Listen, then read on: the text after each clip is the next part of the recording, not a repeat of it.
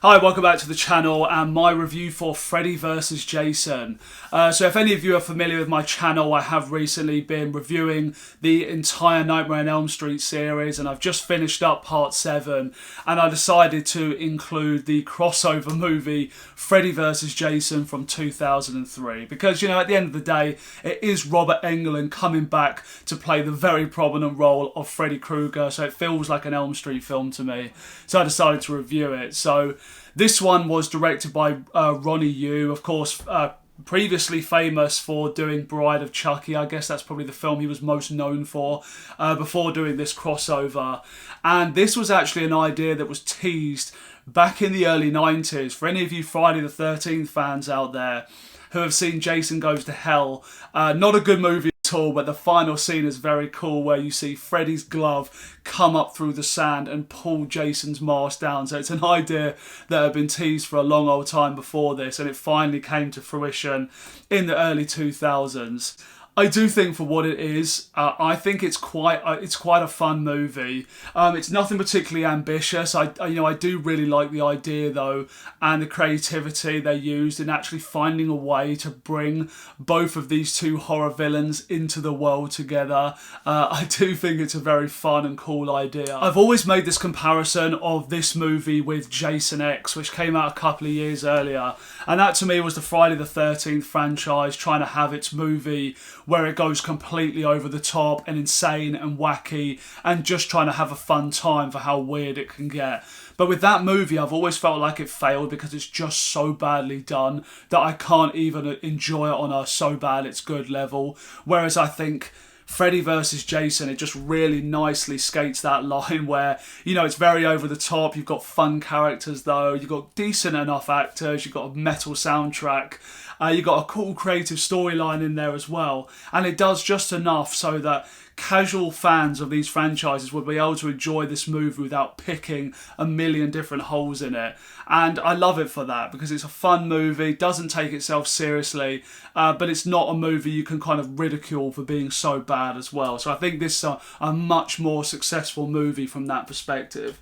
I do have a lot of fun with this cast as well. You know, of course, you've got Catherine Isabel. Nice to see Ginger Snaps here in the group of teenagers. And I know a lot of people aren't a fan of Monica Keena, but I actually think she's really likeable in this film. And I like, you know, when you get into that kind of darker subplot that's in here, this quite twisted story involving her father who may have murdered her mum and all this kind of stuff, I think she actually handles that really well. And it's, it's kind of stuff like that that really kind of grow her character to be more than just your general stock character that's just there to be picked off. And I think she does a nice enough job with it. I've heard some people say that she's not very good, but I buy into it for the context of the movie. And that is something I like, actually. A lot of the subplots in this film, like the whole idea about the town being suppressed with this medication so none of the kids remember Freddy Krueger, and anyone that does kind of gets carted off to this asylum where you're following these two young guys who have claimed to see him. There's some really kind of cool and creative ideas like there in that with the plot, so it doesn't feel overly shallow, because I think now watching it as an adult, I find in the second half it gets a little bit more tiresome when you're just getting to the Freddy and Jason fighting in this really over the top and cartoonish way. And don't get me wrong, I still have fun with it and I like all the gory effects and the actors and stuff, but I think it's so over the top, and it appealed more to my 16-year-old self watching it, that's for sure. But yeah, I really like that whole lead up in the story. It wasn't quite as shallow as I remembered, and it does kind of have a nice lead up and build up of these character arcs before you have the final payoff in the end with the fight scene. So definitely enjoy it for that. I do definitely always think this feels like more of an Elm Street film to me, just because, you know, Freddy Krueger and Robert Englund, he was such a big personality and the way he plays him. So, that just kind of takes you right back to those Elm Street films. Whereas here, they kind of got more of a stock actor to play Jason, which I think is one of the letdowns. Like, you know, generally, obviously Jason, you've got less to do because he can't speak. He just needs to be this kind of big hulking creature.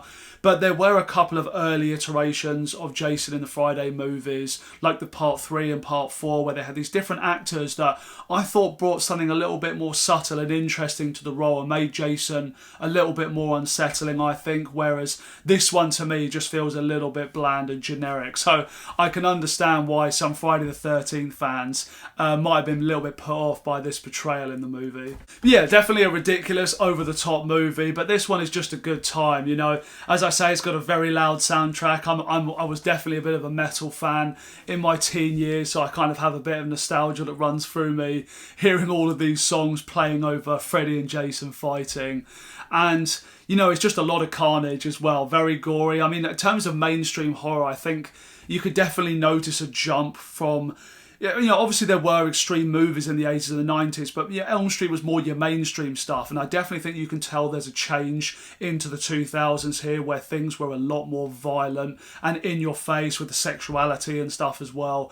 There's stuff like that that just kind of, yeah, you just noticed there was definitely a change in style, and, you know, the audiences obviously weren't as sensitive when we got to the 2000s as they were previous to that. So it's kind of just interesting to notice that so many years after the previous movie.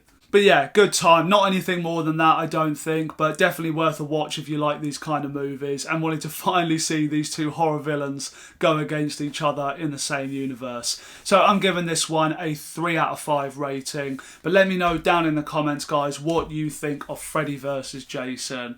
Thank you so much for joining me on this video. I've got one more to go in my review series now. I will be talking about the Nightmare on Elm Street remake, and then I will cap this all off with a big ranking video, so do come and join me for that. So thanks so much for watching, do take care, and I'll see you next time.